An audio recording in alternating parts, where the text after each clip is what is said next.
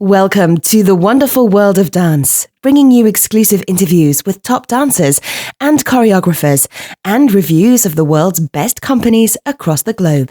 You can find lots more on our website at thewonderfulworldofdance.com. Hi, this is Savannah Saunders from The Wonderful World of Dance, and today I am super thrilled to introduce Katie McCann, who is Chicago-based former dancer, performer and teacher, who founded the really important Dance in the Parks, which is a professional dance company presenting dance in parks throughout Chicago. It's a really important initiative, and I'm so thrilled to be able to put the spotlight on dance in the parks. So hi Katie, thanks so much for joining us. Hi, thank you so much for having me. So you're in Chicago at the moment, are you? I am. I've been here for almost 15 years. Okay, that's quite a long time. So before we talk about dance in the parks, let's talk about your own journey a little bit. That sort of led you over those 15 years up until to come to Chicago. When did you personally start dancing, and what made you start dancing in the first place? I started dancing very young. I think I was 4. And I don't actually remember, I want to do that. I think I was just one of those kids who couldn't sit still. Mm-hmm. And my mom just kept putting me in things. I remember a gymnastics class that I did not enjoy. I remember going to lots of things because I think she just wanted to wear me out so she could have a minute to herself. And then at some point, I think we went to a Nutcracker, and it was in Chicago. That was the first Nutcracker I ever saw. And again, I don't remember this moment, but my mom said, "Do you think you want to do that?" And I was like, "Sure." And she put me in classes, and I just never stopped. I don't actually remember a moment where, this is the thing that I'm going to do for a living, for whatever. It was just I do this. Wow. And so I came up, we moved a lot when I was a kid, so we always found whatever studio was nearby, so I kept training. I went to Butler University and majored in arts administration with a dance concentration, and then after that, I was in a ballet company in Lexington, Kentucky called Kentucky Ballet Theater for several years, and when I left there, Chicago, it was kind of our home city when I was growing up, but also was a close enough big city that I knew had a big dance scene, not just a company. So I moved here, actually, to try and figure out what the next thing was. But I love the city so much that I just have ended up staying forever. And so here I am. What's the dance scene like for Chicago? So I'm based in London, and we've got listeners sort of all around the world. Tell us what the Chicago dance scene feels like to you. It's very diverse. We have the 2 major dance companies in the city are the Joffrey Ballet and Hubbard Street Dance Chicago, which are totally different. Yeah. Hubbard Street is very contemporary. Joffrey, now under current leadership, is turning it more classical. They're doing more of the classical rep as opposed to the more modern ballets that happened when it was founded. But they're both great, but also big. And then there's a huge mix of jazz and contemporary and little tiny modern things that happen in storefronts like our theaters. It's very, very diverse. There's a lot of room, I think, for people to do whatever their thing is. There's space for it. But it is big, which means it's spread out, and it's just a big city in general, so it's hard to gather your people. Do you know what I mean? Out of the millions of people that live here, to find your people who can come on the 2 days that you're doing your thing.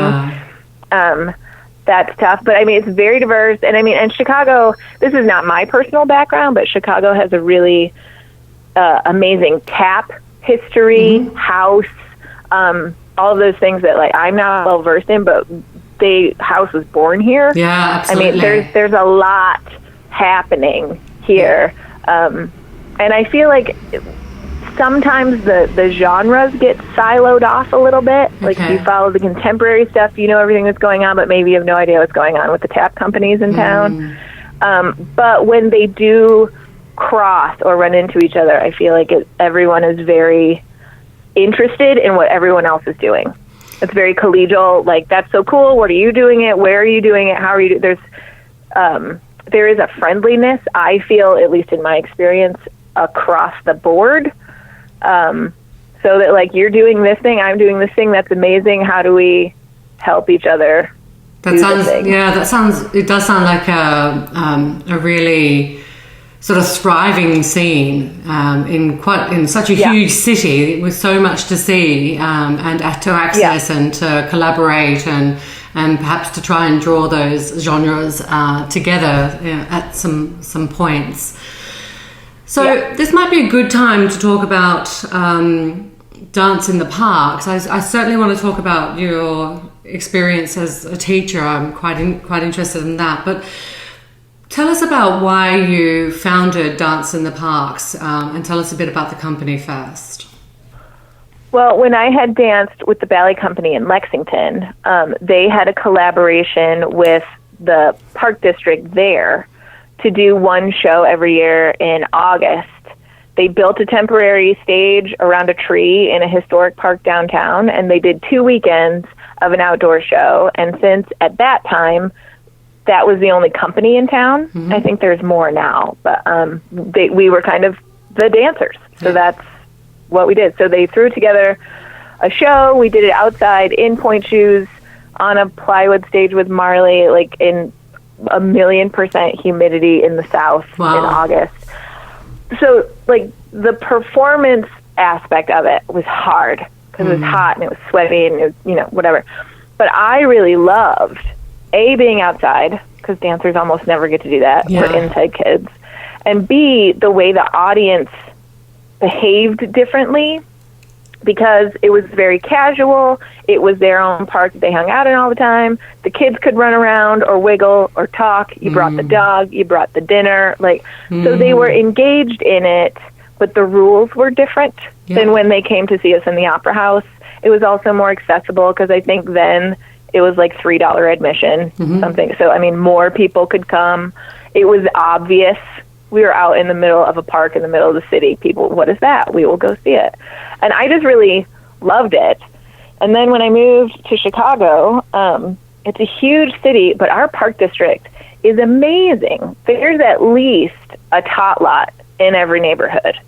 Most neighborhoods have a tot lot, like a little playground. Like it's just part of a block, but it's at least like a place for kids to go play that's fenced in.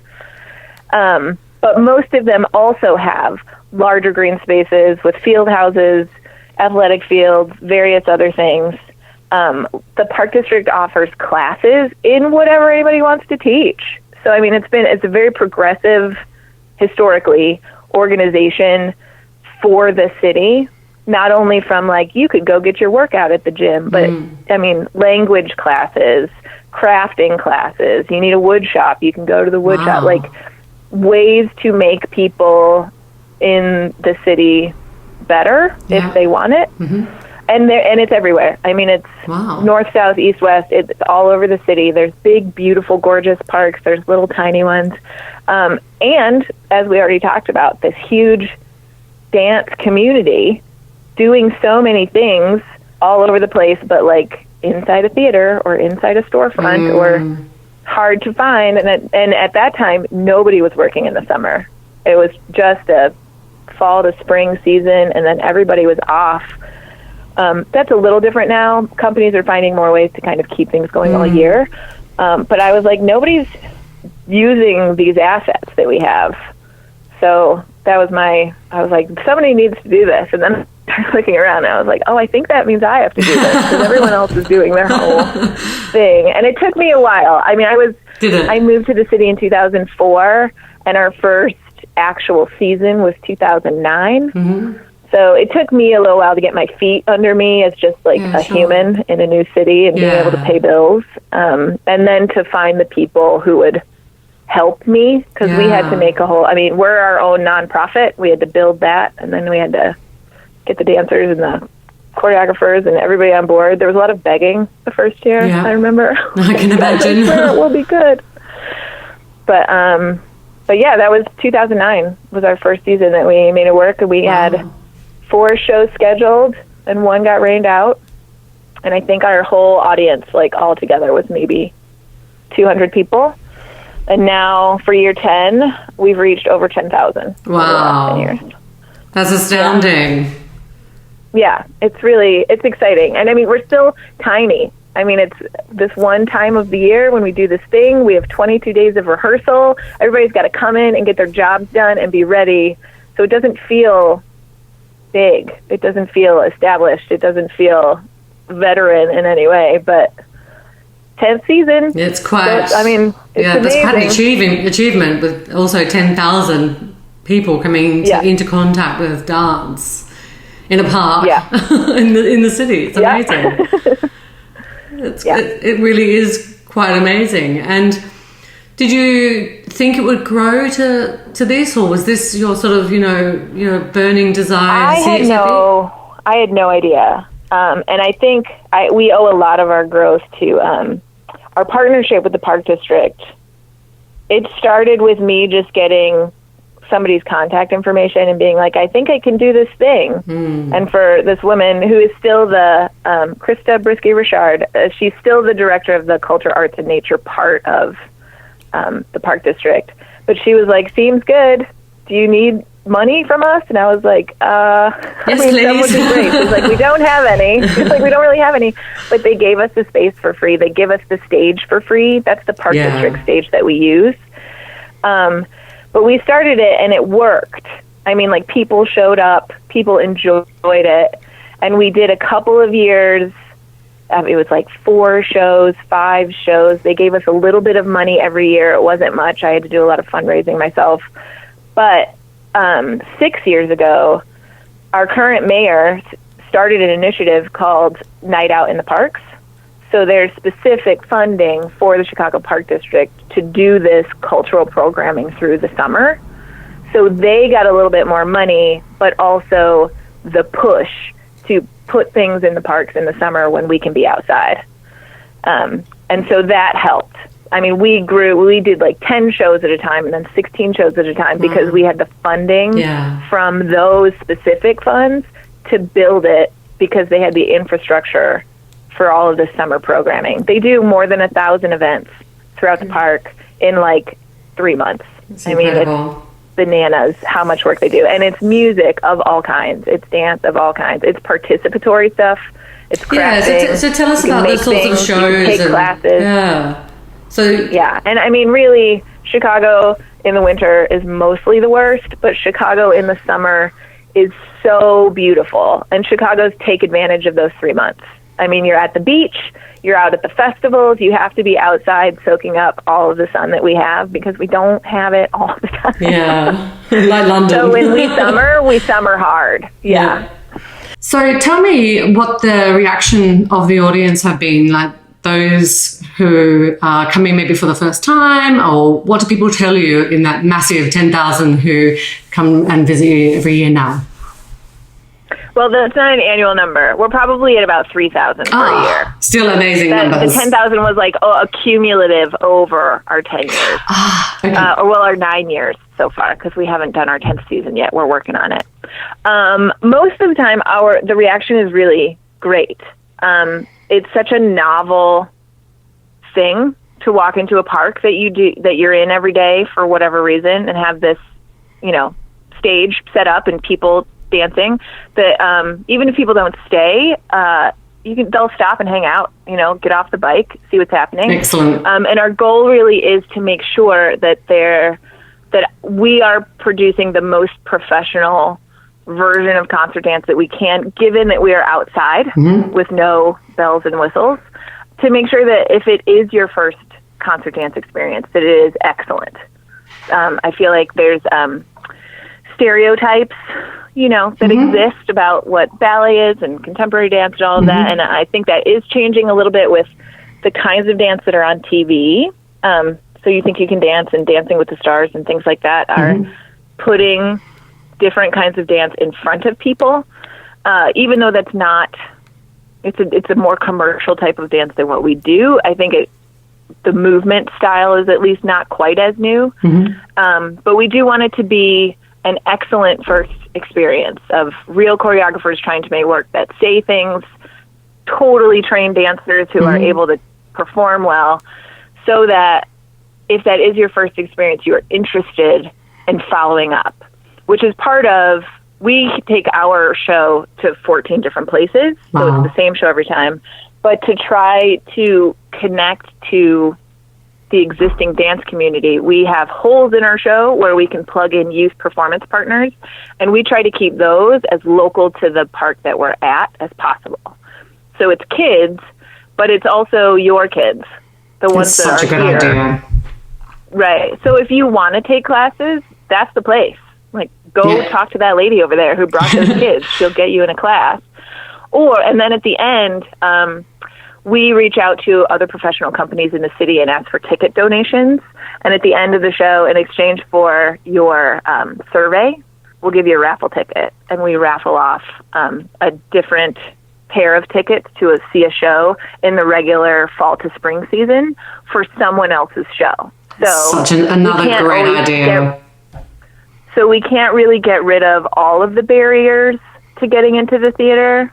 Transportation is an issue for a lot of the south and west sides where we perform. So I can't necessarily make it free to get downtown to go to the auditorium theater, but I can get you tickets.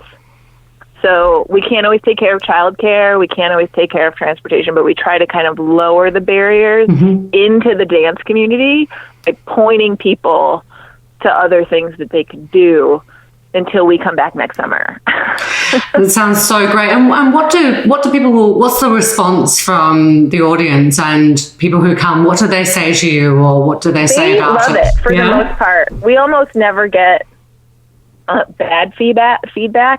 And I mean, and some of the quote unquote bad feedback isn't bad. I mean, Just there feedback. are people who, some of it, there have been several times when we're on the west side when people are like, you need more African-American dancers. Yeah, And I'm like, okay. You are correct. Yeah. I do. Yeah. But we hire by either rehiring people who've danced with us before or having an audition.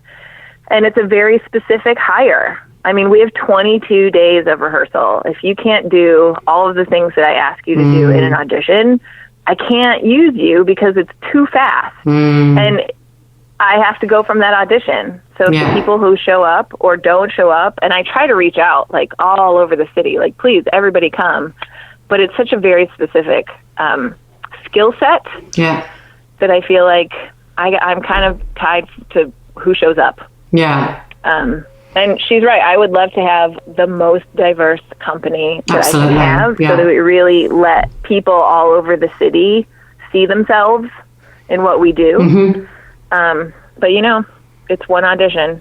Yeah, but for those who come and sort of bring their family, their dog, and their picnic, like you said before, they must love being able to be up so close to dancers. Which, Oh, for sure. Yeah, and to be outside and to be relaxed and to enjoy it whilst their kids run around. Yeah, absolutely. And I haven't gotten specifically feedback from Dance in the Parks, but that was one of the things that when I was dancing in Kentucky, friends of mine who would come to the show would be like, it was just kind of cool to see you like sit over there and do crunches while you weren't dancing. And I was like, that was the best part of the show. That was it. I feel like you got ripped off money-wise. There were other really great things happening you should have been paying attention to.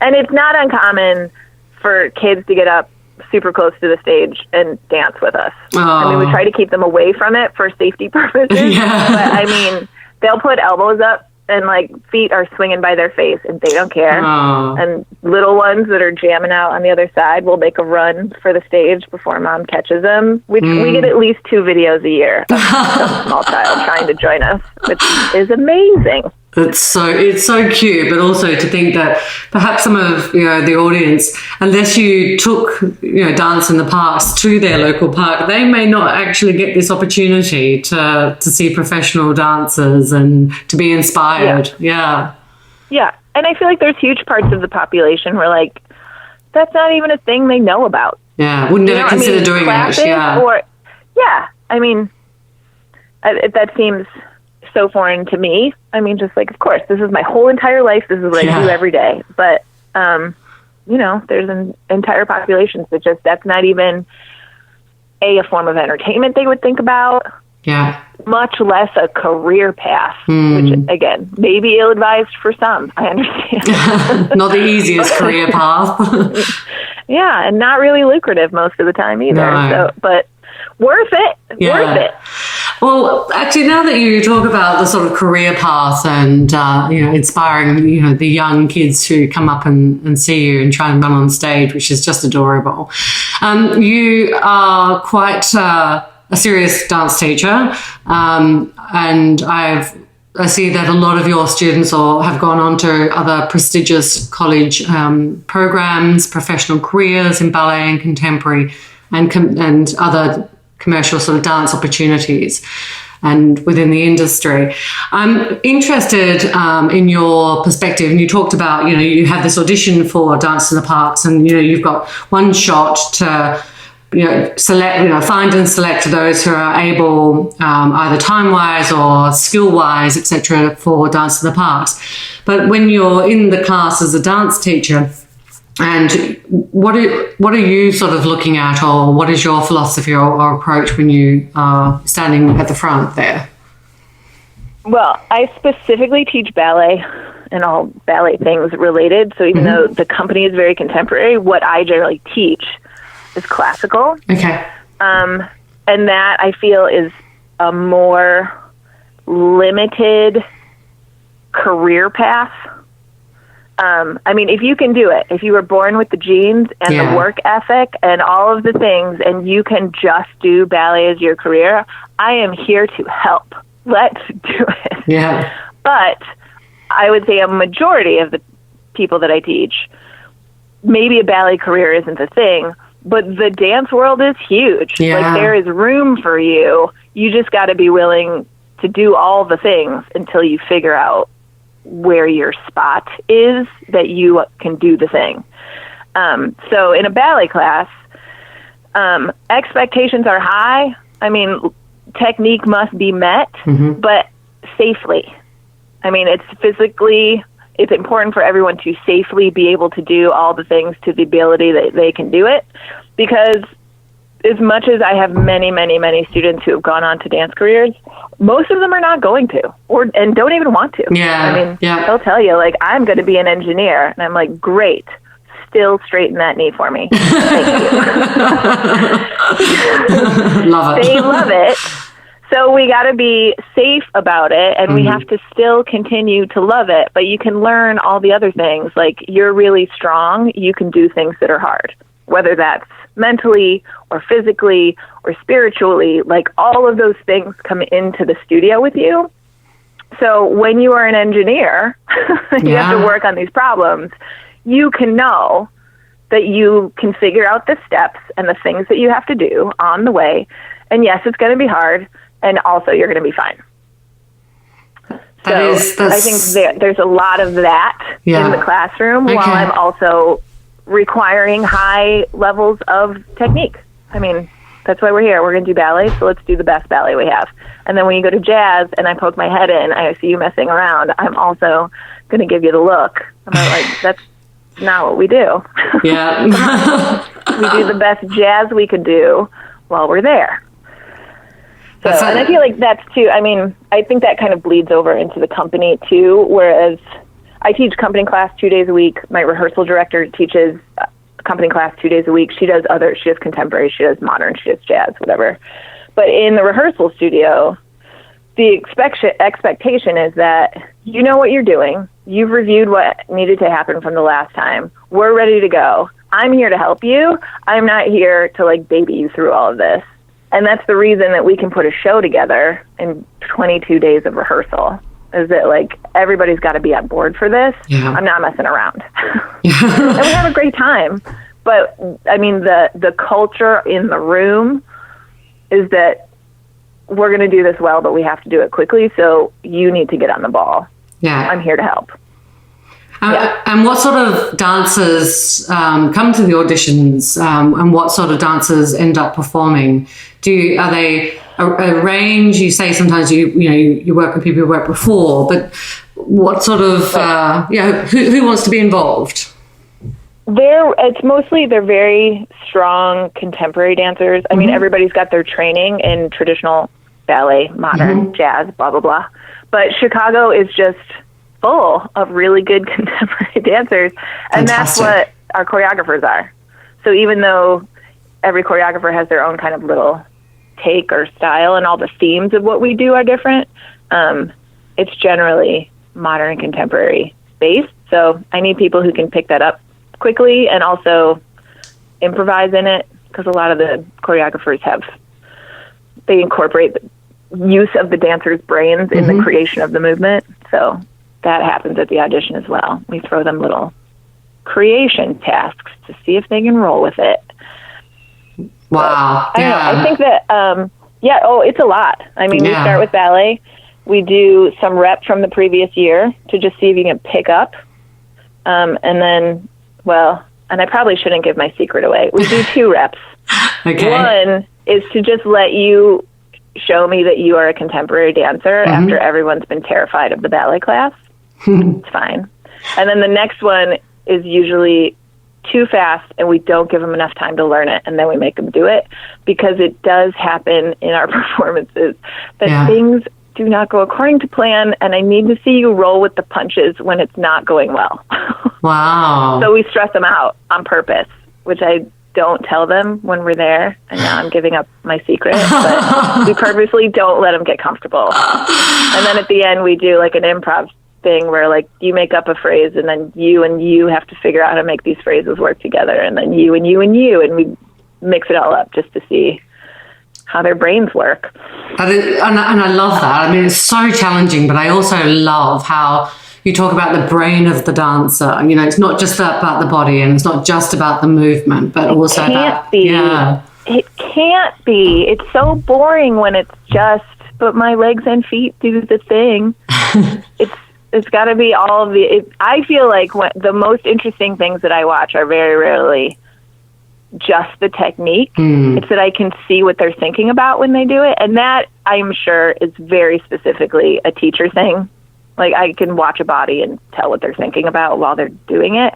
But that's what I find so interesting, is like the math that is happening that makes this beautiful thing that you look at, as opposed to just like, well, her leg is higher.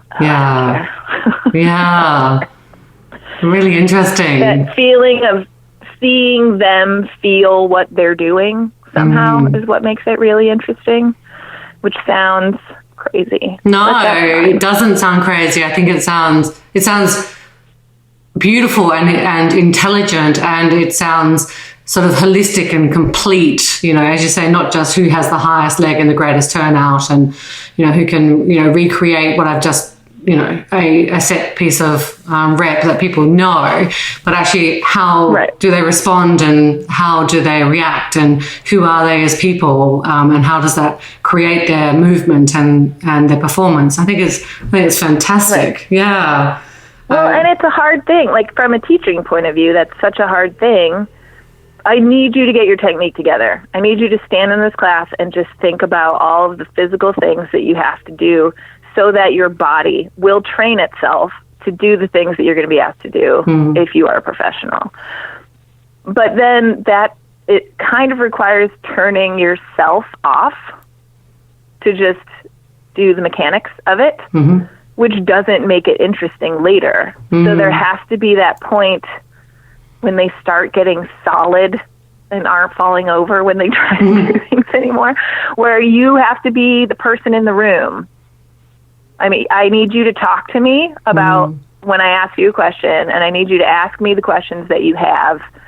And I sometimes, if I'm a guest somewhere, that whole like button up, be respectful, don't talk, like it takes me classes and classes for that. So you have to answer my question. It wasn't rhetorical. I need you to open your mouth and talk to me.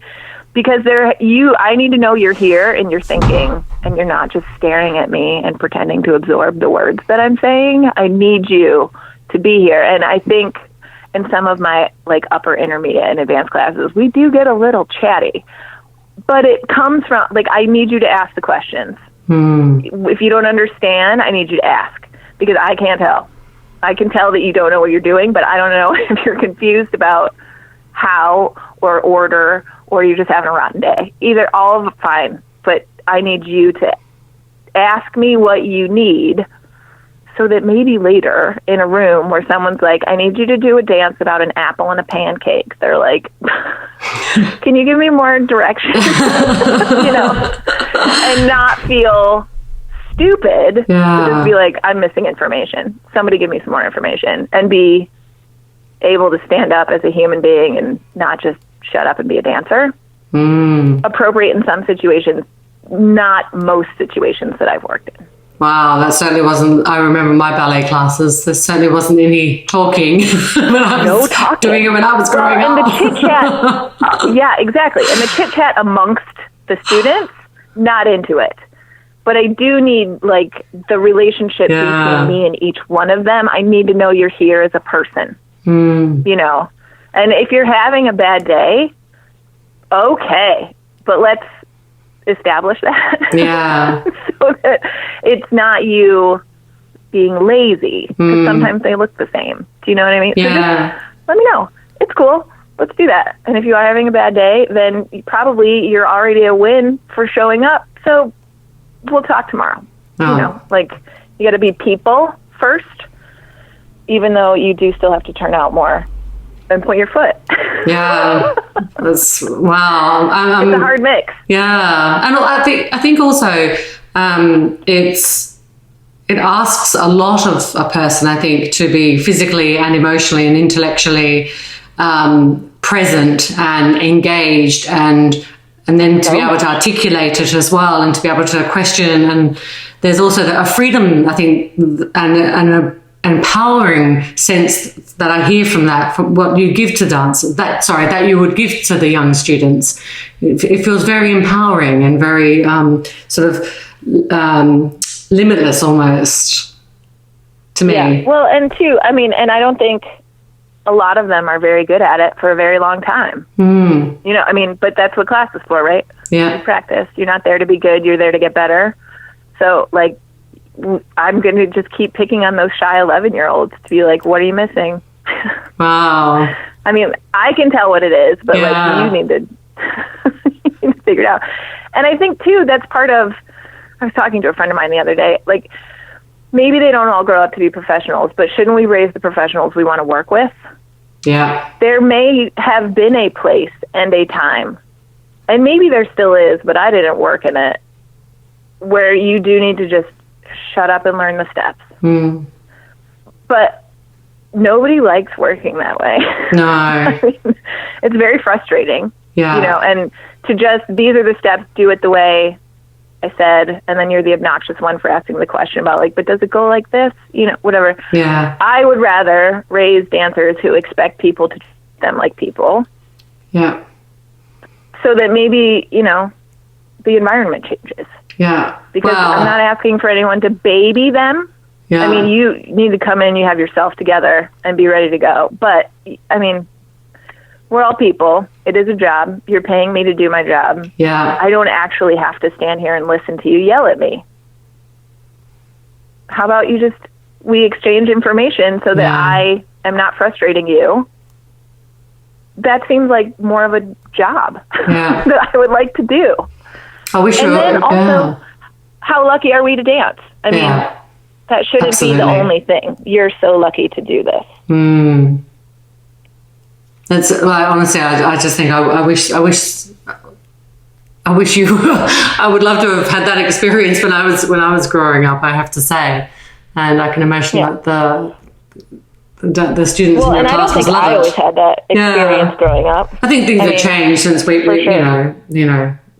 over the decades. Dear God. Long time ago when I was a child. Here's hoping. Yeah. And I never had really any horrible experiences at all. I had a lot of, while I was working, a whole lot of we're in this together. And while people would get frustrated, it was very rarely directed at somebody. But we've all heard the horror stories. Yeah. And there's still misbehavior happening in the news. Yeah. Why don't we just raise our dancers to expect more of themselves and therefore those around them? Yeah, and then to speak up when it's not achieving that high standard. Yeah. So talking of high standards, it's your 10th season of Dance in the Parks. What are you doing that's extra special to celebrate this quite monumental moment for you? Well, I don't know that we're monumental. I don't feel like we reached the state of monumental at the size that we're at. Okay. We are, outside of the performances, we are having, and we have not announced it yet, but we are having like a reunion. I'm trying to get all of our artists over the last 10 years to at least come to a show and then have a little event afterwards. Fantastic. Where we can catch up. And I mean, I feel like it's over 100 people that we've hired in 10 years. Wow. To make things and tech things and all of that. We commissioned a finale last year that was supposed to do what it's going to do this year, but the scheduling didn't work out to fulfill the two parts of it. So last year, our professional company learned the finale that we're doing.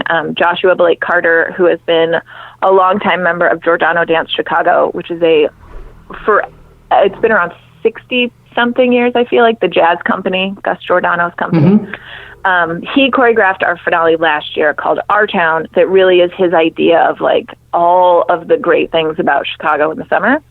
And we were supposed to have our youth partners join us at the end. So there's like a 45-second ditty at the end that they're going to do in front of the stage. So we truly have a big, huge finale with everybody in it. But he couldn't come in work with our professional company until the week before the show last year, so we couldn't implement it with the kids. So this year, we're starting it with some of our longtime youth partners. They are learning this little finale bit, so we will have a true full cast finale at the end of our show, which I think will be so great. We love having those kids on our show, and it always felt wrong to have us close it and be like, see you later, kids. You need to be a part of this. Yeah, get up on stage. Dance your butt off during our show. Yeah. So that's exciting. We have some returning choreographers who, Peter Carpenter, he always does really thoughtful, even if they're not outwardly political, really thoughtful pieces of choreography. And he hasn't been able to work with us for several years because he's the chair at the Dance Center at Columbia College here in town. Okay. And it's just a busy man. And he's back, and he made a piece called This Is What Cooperation Could Look Like. And I mean, and that's all. He doesn't have any other commentary with it, but just in the times quite that we're profound in a few words, though, isn't it? Right? Yeah. And it's so nice to have him back. I tried to get a bunch of returning people, but some of our people that have been longtime Chicago artists have moved on to other jobs out of the city, so it's hard to get them to come back. Yeah. But I'm so proud that we're at a point where choreographers come to me when I used to have to beg people, please, will you do this thing? I swear it will be good. That now people are so interested in, like, that's such a cool project. If you need anybody for next year, please keep me in mind. Like, I get to pick from all of the amazing talent in Chicago because they're interested in being a part of it, which is amazing because there's reasons why it's not an easy job. Yeah. You got to work really fast. You got to have a plan. Most of them don't always know the dancers before they walk in that room, you know.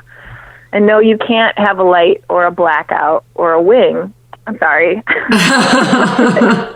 Work with what we have. It's a good dance. Yeah. So after your 10 years, and although you say it's not monumental, I think it's still, 10 years is quite a huge thing. And doing such a good thing as well. That's how we did it. Well, like you say, in the studio, you just continue to get better and better. What's the next 10 years looking like? If you've dared to sort of look beyond. Right. I don't know how big we can get. I would love to do a longer summer season. I don't know that I can get dancers. I mean, they all have contracts that they're on, and so I can't get them until they're done. So we got to have some rehearsal time. So maybe we could do things through July and August and do more of them, but that also depends on the park district. I mean, their night out in the park schedule is so crazy that they might not actually be able to squeeze us into more things because we use their stage. I would love to try and get out of the city and kind of the collar counties, some of the suburban park districts around. Yeah. But that is a budgetarily exponential jump because we don't have a stage. So we would have to rent one and rent people to set it up and travel farther. So it's not that it couldn't be done, but it's a big leap monetarily for us to be ready to do it. But I would love to just kind of keep creeping away from the city center, and because I mean all the professional dance is in the city. Yeah. I mean there's maybe one or two performance venues in the nearby suburbs that are frequently used for dance. So it doesn't really, I mean, you really do have to come into the city to see whatever's happening dance-wise in the city. So it would be nice to kind of reach out there. And I mean, we got all the dance studios in the suburbs. I mean, I teach at several of them. There's no shortage of really good youth performers that we could pull in, but it's a matter of each suburban city, like getting to their park district and where can we do it. And I have to move a stage and hire people. And so the scale up is a big scale up. But a worthy aspiration. Yeah, sure. So if there's any funders out there who want us to bring more dance to Elgin, I'm here. Yeah, absolutely. I'll put a call out. Brands in Chicago, put your logo and your money behind Dance in the Park so they can take dance out to the suburbs. I'm ready. Absolutely. I don't mind the extra work. I absolutely trust you don't. You sound like you've got enormous amounts of energy and drive and ambition. I just want to thank you so much for coming in and talking to us about Dance in the Parks.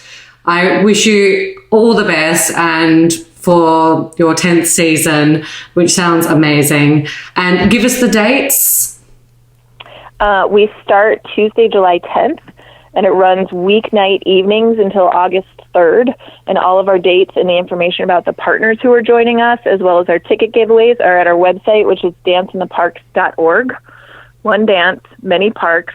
Sometimes extra S's get in there. Danceintheparks.org. Danceintheparks.org. Yep. Great stuff. Thank you so much, Katie. Lovely to talk to you. Thank you so much for having me. I really enjoy your podcast. Keep up your great work. Don't forget to subscribe. We've got some incredible interviews coming up with principal ballerinas and renowned choreographers. We love dance and ballet, and we hope you'll love us. Join us on Facebook and Twitter.